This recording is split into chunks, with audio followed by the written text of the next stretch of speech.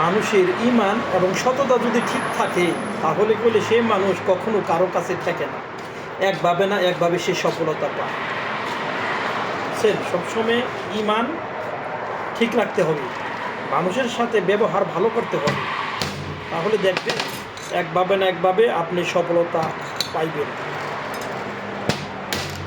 এই আল্লাহ পাক রিজিক একভাবে না একভাবে দেয়, তার জন্য নিজের সতর্ক হলে সবচেয়ে থেকে বেশি।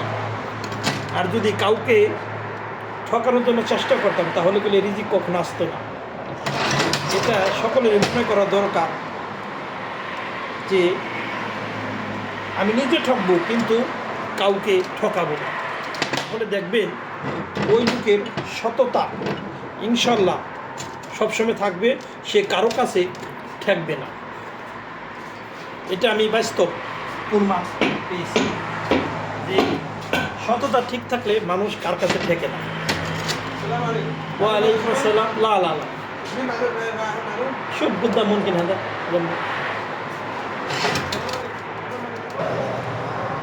আমি আগে অনেক কষ্ট করেছি কিন্তু ঈমান কখনো ক্ষণ্ণ করি নাই, ঈমান শক্ত রাখছি।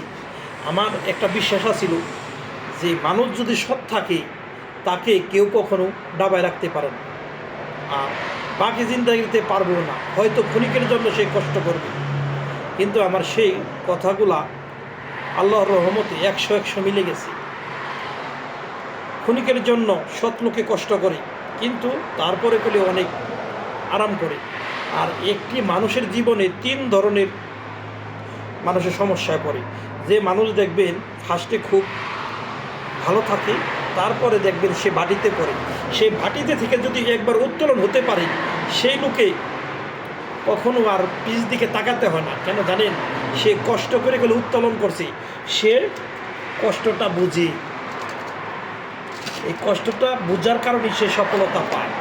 আর যারা কষ্টটাকে স্বীকার করে না, মানুষ জিনিসপত্র মেরে খাওয়ার জন্য চেষ্টা করে, মানুষের হক মেরে খাওয়ার জন্য চেষ্টা করে, ওই সমস্ত লোকে কখনো সফলতা পায় না, আর বাকি জিন্দাগিতে পাইব না।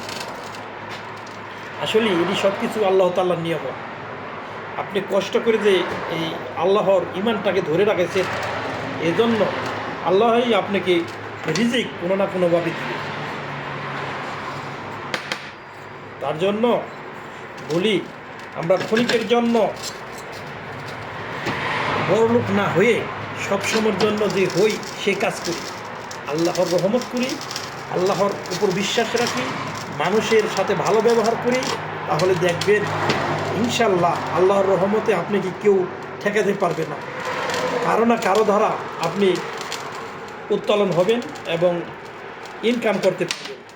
আপনি কি কেউ ঠেকিয়ে রাখতে পারবে না, এটা স্বাভাবিক এবং এই জিনিসটাই বাস্তব। আসুন আমরা সকলেই ভালো পথে চলি, সকলকে ভালো উপদেশ দিই। যদি ভালো উপদেশ না দিয়ে খারাপ উপদেশ দিই, তার থেকে গেলে ক্ষতি বেশি আমাদের হবে। কেন? আমাদের কথাই সে খারাপ পথে গেছে। এজন্য এমন কোনো কাজ করব না যে কাজে আমাদের নিজের ক্ষতি আমরা নিজেরা ডেকে আনি। তো কথাগুলো যদি ভালো লেগে থাকে সকলেই লাইক কেয়ার করবেন এবং সকলের জন্য শুভকামনা থাকলো। আসসালামু আলাইকুম ওয়া রাহমাতুল্লাহি ওয়া বারাকাতুহু। এবং আমাদের পূর্বাসী সকল ভাই ব্রাদারের জন্য দোয়া করবেন।